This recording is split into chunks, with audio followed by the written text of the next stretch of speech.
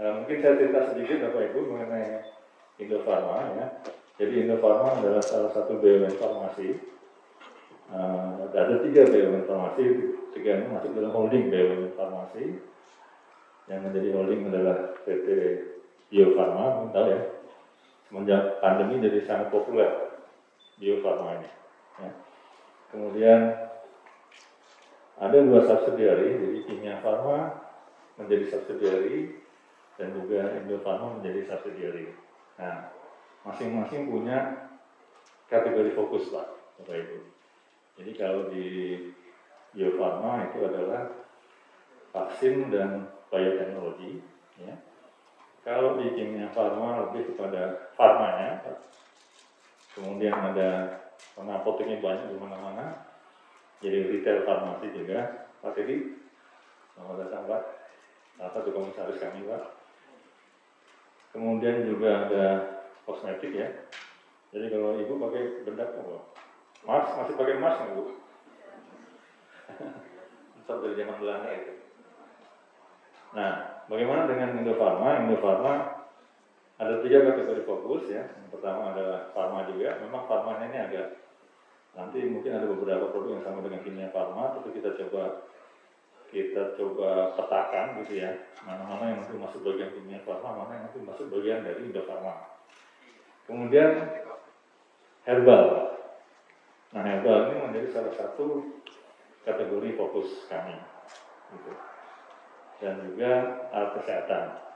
Nah, dalam hal ini mungkin hari ini kita akan banyak nanti bicara di dalam 2 kategori fokus nanti, yaitu herbal dan juga nanti ada alat kesehatan. Nah, khusus herbal ini kami punya plan yang cukup besar sebetulnya di Cibitung ya, dan kami bisa memproduksi natural extract maupun juga herbal. Nah, beberapa produk herbal kami sudah ada di atas, itu ada beberapa, aku menjelaskan di atas ya. Dan memang challenge dari kami adalah bagaimana ini nanti bisa meningkat dari obat tradisional menjadi OHT, kemudian juga menjadi fitofarmaka. Nah, ini merupakan challenge dari kami.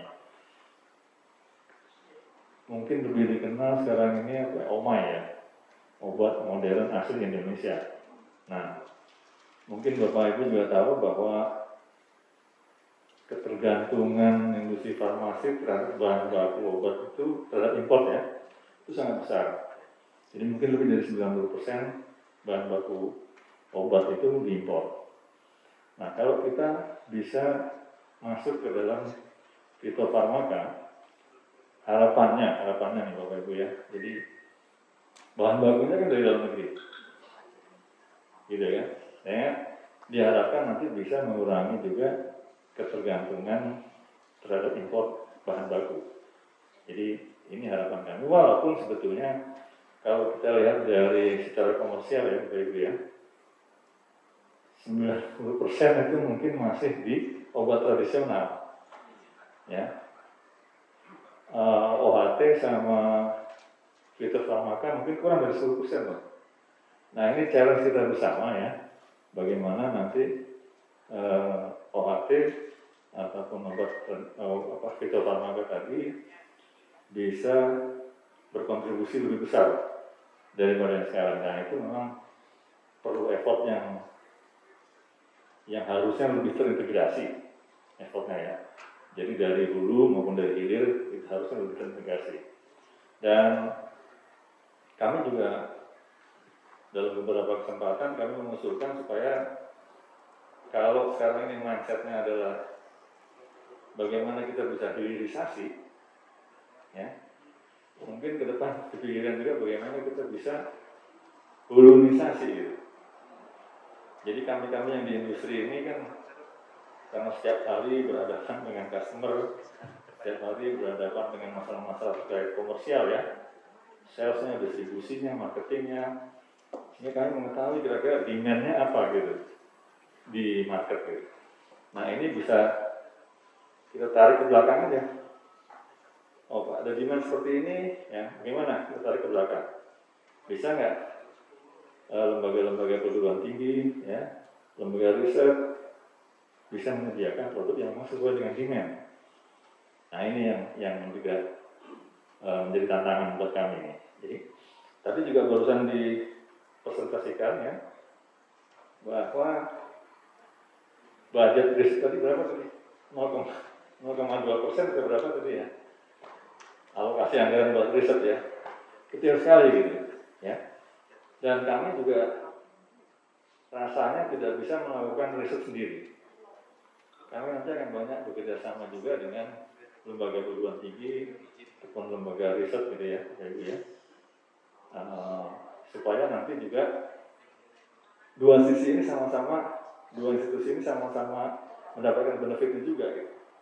Dari kami ya jujur aja kami juga tidak perlu terlalu banyak alokasi resource ya, apakah itu alokasi dalam sisi SDM-nya, peralatannya, finansialnya gitu ya. Nah dari sisi Bapak bisa nanti pada saat melakukan monetisasi ya, dari hasil riset itu lebih enak gitu lah. Artinya lebih sesuai dengan needs dan wants daripada industrinya, daripada marketnya. Jadi apapun fitur dan benefit yang nanti dibuat atau di-create dari produk tadi itu bisa match dengan needs dan wants-nya. Nah ini melalui tadi, jadi ada pendidikan, ada penelitian, dan kemudian juga ada pengabdian masyarakat. Nah ini sejalan dengan tadi usaha-usaha tadi, ya. Bagaimana ada hilirisasi, tapi juga ada hulurisasi. Saya rasa itu Bapak Ibu yang dapat kami sampaikan. Terima kasih sudah bekerja sama dengan kami ya.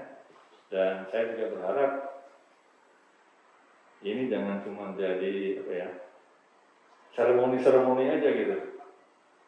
Ini seringkali ini kita suka dengan seremoni ini, ya, gitu ya, foto-foto gitu ya, terus di-share mana-mana gitu ya. Tapi habis itu nggak ada follow up-nya gitu.